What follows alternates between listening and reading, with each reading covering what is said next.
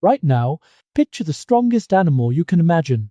A gorilla, a chimpanzee, something built entirely out of raw muscle. Now picture that animal trying to throw a rock at you. It would probably miss badly.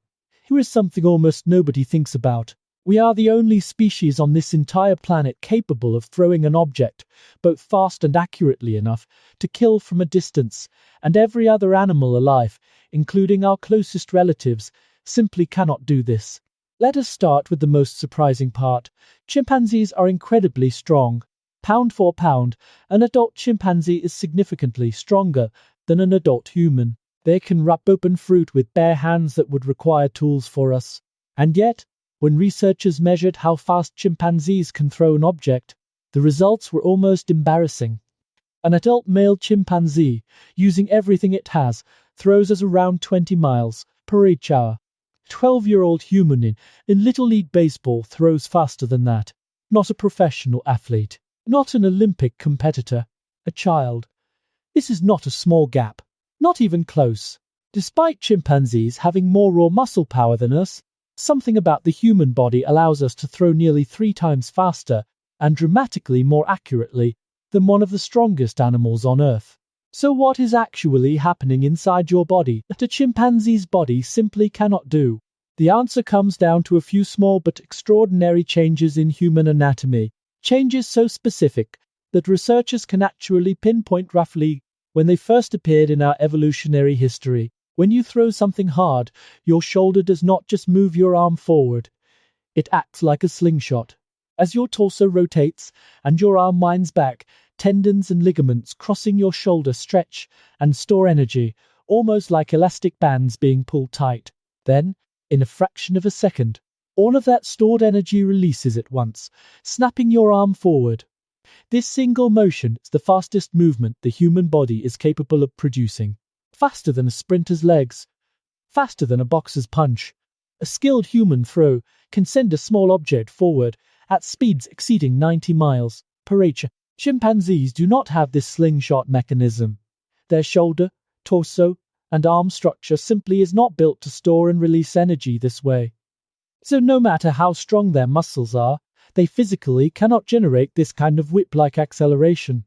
Now here is where it gets interesting. Scientists studying ancient human fossils found that the specific shoulder, torso, and arm structure needed for this kind of throwing first appears fully formed in a species called Homo erectus 2 million years ago. And this was not a random coincidence. At roughly the same point in time, archaeologists also start finding something else. Clear evidence of intensified hunting. Orchard. Animal bones.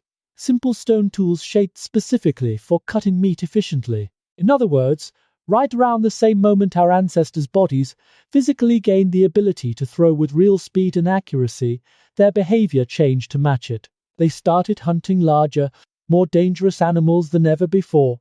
Think about what this actually means for survival. Before this ability existed, hunting a large, dangerous animal meant getting close enough to use a handheld weapon, putting your body directly at risk from claws, horns, or teeth. But a human, who can accurately throw a sharpened stick or a heavy rock from a distance, does not need to get close at all.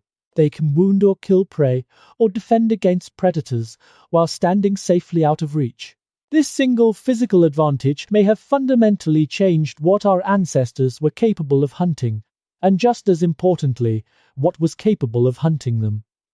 But here is the part of this story that almost nobody knows.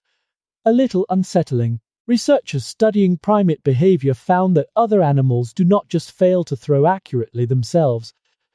Many of them appear to specifically recognize human throwing as a unique and serious threat, even without ever being taught to fear it directly. In one study, researchers showed monkeys video footage of a human winding up to throw an object. The monkeys reacted with heightened alertness specifically to the throwing motion itself, the rotation of the arm, the angle of the body, even the direction of the thrower's gaze, as if their brains were specifically wired to recognize this exact movement as dangerous. This was not a generalized fear of fast movement.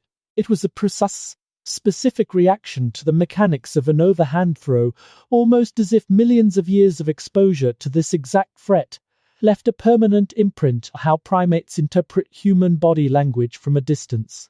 In a strange way, the monkeys studied may be reacting to something encoded deep in their species' collective memory. The knowledge that this particular motion, the wind-up, the rotation, the release, has meant danger for longer than almost any other interaction between humans and animals. Even stranger, this might also explain something else researchers have observed. Wild animals across many different species tend to react with heightened alarm specifically when a human bends down to pick something up off the ground, a motion that closely resembles the start of a throwing wind-up, even when the human has no intention of throwing anything at all. Even at rest, your body carries the memory of an ability nothing else on this planet ever evolved to match. There is another layer to this that makes it even more remarkable. Not just the shoulder. Researchers have found that an accurate human throw requires an almost absurd level of coordination between multiple body parts happening in a precise sequence, or within a fraction of a second. It starts in the legs and hips, which generate the initial rotational force. That force travels up through the torso, gaining speed as it moves, like a whip cracking outward from its handle. By the time that energy reaches the shoulder, then the elbow, then finally the wrist and fingers releasing the object, each segment is moving faster than the one before it. Scientists call this kinetic chain, and the human body executes it with a level of precision timing that takes most people years of practice to consciously refine, even though the underlying mechanism is built into our anatomy from birth. This is part of why professional pitchers and quarterbacks spend their entire careers fine-tuning something your body was already capable of doing, as a child throwing rocks at a tree. The raw hardware was there. What changes with training is the precision of the timing, and the accuracy side of this is just as strange as the speed side. Studies measuring throwing accuracy found that humans can reliably hit a target roughly the size of a basketball from over 20 feet away, using nothing but practiced instinct, no scope, no calculation, just the brain's ability to predict trajectory, distance, and timing simultaneously. Translate that prediction into the exact muscle sequence needed to make it happen. No other animal's brain appears to perform this specific kind of calculation in real time, at this level of precision, for a ballistic action like throwing. This raises an interesting question evolutionary biologists have actually debated. A hunting tool, or something else? Was throwing originally a hunting tool, or did it start somewhere else entirely? Some researchers argue throwing first evolved not for hunting, but for combat between early humans and their rivals, since even today, chimpanzees who do throw objects almost always do it during aggressive confrontations with other chimpanzees, not while hunting prey. Under this theory, our ancestors first developed throwing as a way to intimidate or injure rivals from a safe distance, and only later repurposed that same physical ability for hunting large animals. If that is true, it means one of humanity's most practical survival tools may have originally evolved from conflict between our own ancestors, long before it ever became a hunting technique. Either way, once both uses became possible, the evolutionary pressure to keep improving this ability would have been enormous, since it offered an advantage in nearly every dangerous situation our ancestors faced. There is also a detail about human anatomy that most people never notice, but that directly supports this entire theory. A fully rotational shoulder.